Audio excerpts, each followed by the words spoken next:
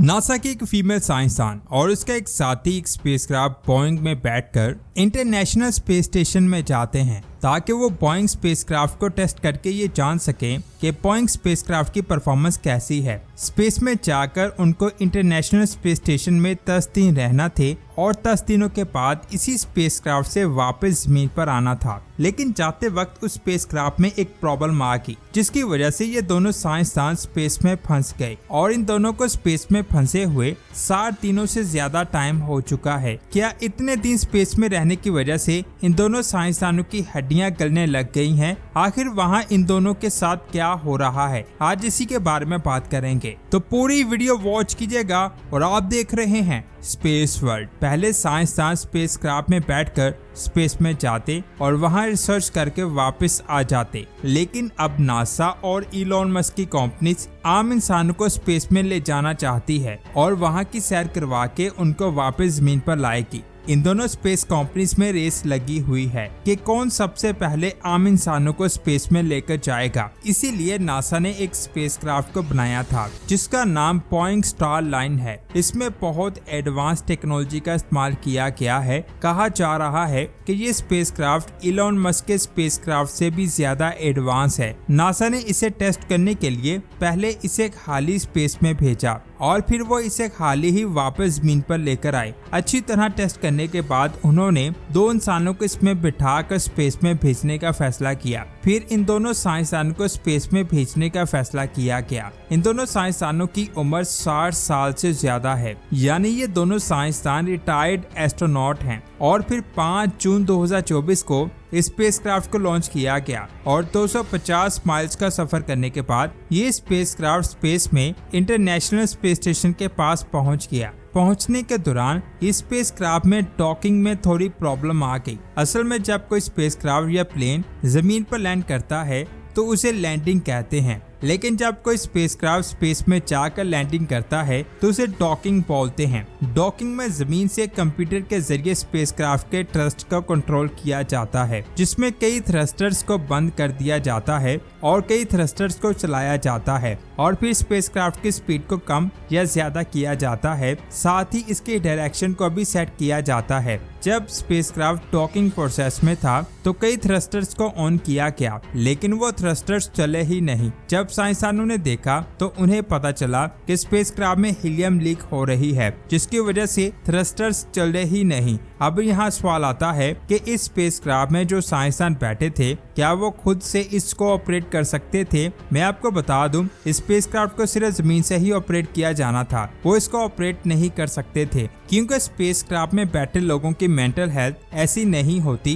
कि वो स्पेसक्राफ्ट को ऑपरेट कर सके। इसीलिए ऐसे स्पेसक्राफ्ट को जमीन से ही ऑपरेट किया जा सकता है। उन दोनों साइंसदान को पता चल गया था कि स्पेसक्राफ्ट में कोई प्रॉब्लम है, लेकिन फिर भी अल्लाह की मदद से वो इंटरनेशनल स्पेस स्टेशन तक पहुंच गए। ये बात मैं आपको बता दूं, अल्लाह सबकी मदद करता है और वो दोनों साइंसदान इंटरनेशनल स्पेस स्टेशन तक पहुंच गए। अब यहाँ सवाल आता है कि अगर वो इंटरनेशनल स्पेस स्टेशन तक पहुंच गए हैं तो प्रॉब्लम क्या है? वहाँ खाना है, ऑक्सीजन है, जिंदा रहने के लिए सब चीजें मौजूद हैं, तो प्रॉब्लम क्या है? वहाँ पर सारी फैसिलिटीज मौजूद हैं, लेकिन असल में इन दोनों साइंसदानों की उम्र 60 साल से ज्यादा है और ये सिर्फ और सिर्फ 10 दिनों के लिए स्पेस में गए थे। लेकिन अचानक इनके स्पेसक्राफ्ट में प्रॉब्लम आ गई, जिसकी वजह से अब इनको 6 माह के लिए यहाँ रहना पड़ेगा। ऐसे में जो इंसान 10 दिनों के लिए प्लान करके गया था और उसे अब 6 माह तक स्पेस में रहना पड़ेगा, जिसकी वजह से इसका असर सबसे ज्यादा इन दोनों साइंसदानों की मेंटल हेल्थ पर होगा,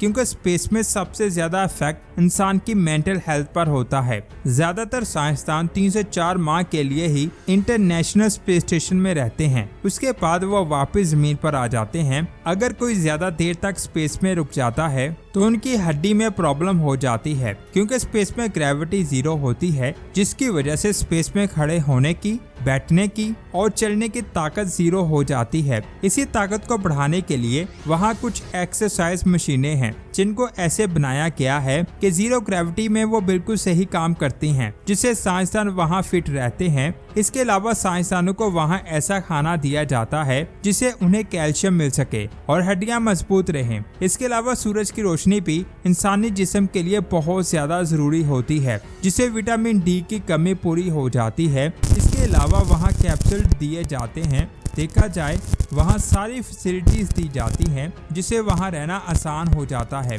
लेकिन जो सबसे बड़ी प्रॉब्लम है वो है उनकी एज। स्पेस में रहना जमीन पर रहने की निस्बत काफी ज्यादा मुश्किल है। इंसानी जिस्म जितना जमीन पर मजबूत होता है स्पेस में इतना नहीं होता, और सबसे ज्यादा वहाँ मेंटल हेल्थ डिस्टर्ब होती है, क्योंकि वो दोनों साइंसदान सिर्फ 10 दिन के लिए गए थे, लेकिन अब उनको पूरे 6 माह के लिए वहाँ रहना पड़ेगा, जिसकी वजह से साइंसदान को लगता है कि क्या हम जमीन पर जा पाएंगे या नहीं। अब सवाल ये आता है कि वहाँ दूसरे लोगों के स्पेसक्राफ्ट भी मौजूद हैं, तो उनमें क्यों नहीं भेजा जा रहा। असल में हर स्पेसक्राफ्ट हर इंसान की बॉडी के हिसाब से प्रोग्राम किया जाता है, इसमें दूसरा इंसान नहीं बैठ सकता। इसीलिए ये दोनों साइंसदान किसी और स्पेसक्राफ्ट से जमीन पर नहीं आ सकते। नासा को नए स्पेसक्राफ्ट को वहाँ भेजने में 6 महीने लग जाएंगे, और नासा के मुताबिक ये 6 माह के बाद ही जमीन पर आ पाएंगे। ये बात मैं आपको बता दूं, इलॉन मस्क ने नासा को ऑफर दी है कि आप हमें मौका दें, हम अपने स्पेसक्राफ्ट से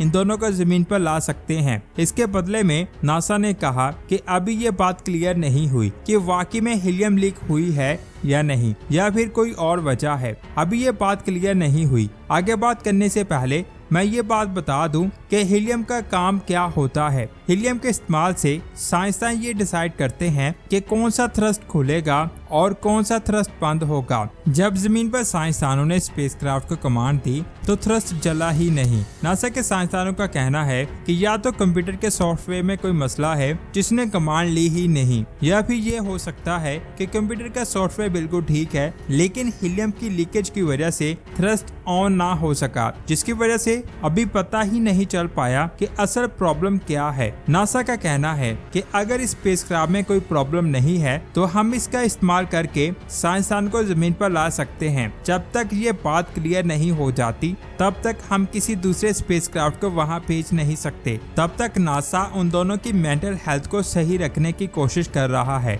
और अभी तक इन दोनों साइंसदानों को वापस लाने का कोई इंतजाम नहीं किया गया, और ये दोनों 6 माह तक स्पेस में ही रहेंगे। तो दोस्तों, ये थी आज की शानदार वीडियो। आपको कैसी लगी नीचे कमेंट्स करके जरूर बताएं। अगर वीडियो अच्छी लगी तो इस वीडियो को लाइक और शेयर लाजमी करें। मिलते हैं एक और शानदार वीडियो में। अपना बहुत सारा ख्याल रखें। अल्लाह हाफिज।